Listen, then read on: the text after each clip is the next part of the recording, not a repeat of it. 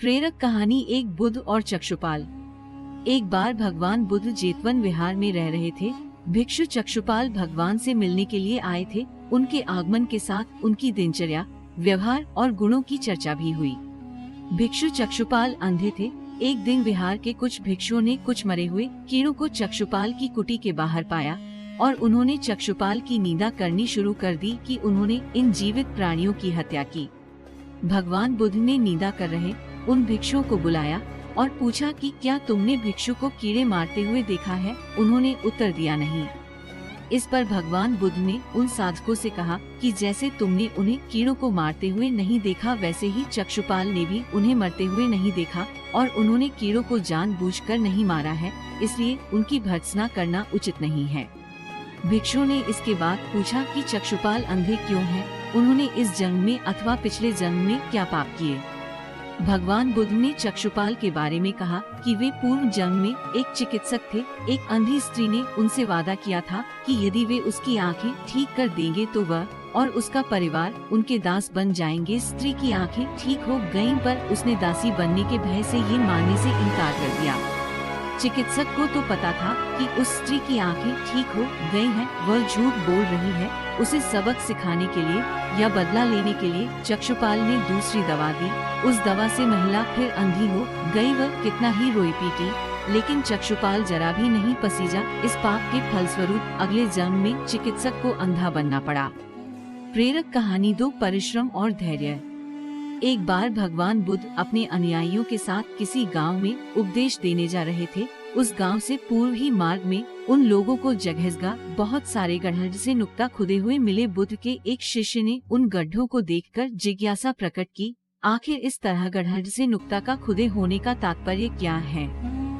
बुद्ध बोले, पानी की तलाश में किसी व्यक्ति ने इतने गड्ढे से नुक्ता खोदे हैं। यदि वह धैर्य पूर्वक एक ही स्थान पर गड्ढे से नुक्ता खोदता तो उसे पानी अवश्य मिल जाता, पर वह थोड़ी देर गड्ढा खोदता और पानी न मिलने पर दूसरा गड्ढा खोदना शुरू कर देता।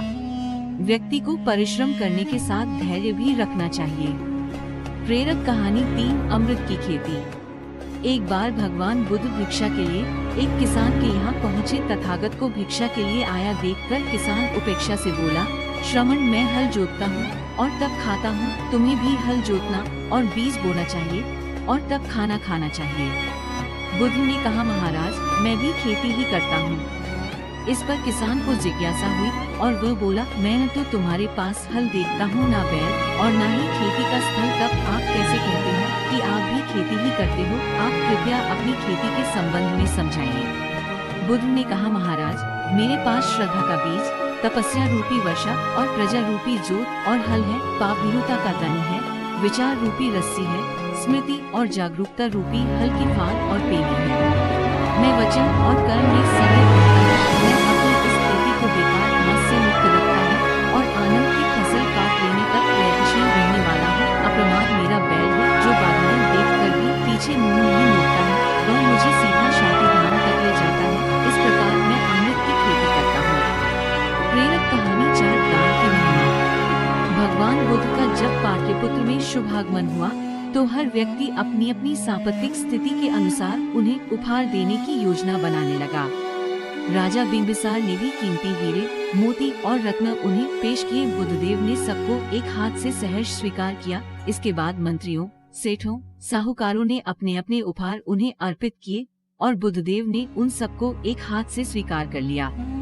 इतने में एक बुढ़िया लाठी टेकते वहाँ आई। बुद्धदेव को प्रणाम कर वह बोली, भगवान, जिस समय आपके आने का समाचार मुझे मिला, उस समय मैं ये अनार खा रही थी। मेरे पास कोई दूसरी चीज न होने के कारण मैं इस अथाय फल को ही ले आई हूँ। यदि आप मेरी इस तुच्छ भेंट स्वीकार करें तो मैं अहोभाग्य समझूंगी। भगवान बुद्ध ने दोनों हाथ सामने कर वह फल ग्रहण किया। राजा बिंबिसार ने जब ये देखा तो उन्होंने बुद्धदेव से कहा, भगवान, क्षमा करें, एक प्रश्न पूछना चाहता हूँ। हम सबने आपको कीमती और बड़े बड़े उपहार दिए, जिन्हें आपने एक हाथ से ग्रहण किया, लेकिन इस बुढ़िया द्वारा दिए गए छोटे एवं जूठे फल को आपने दोनों हाथों से ग्रहण किया। ऐसा क्यों?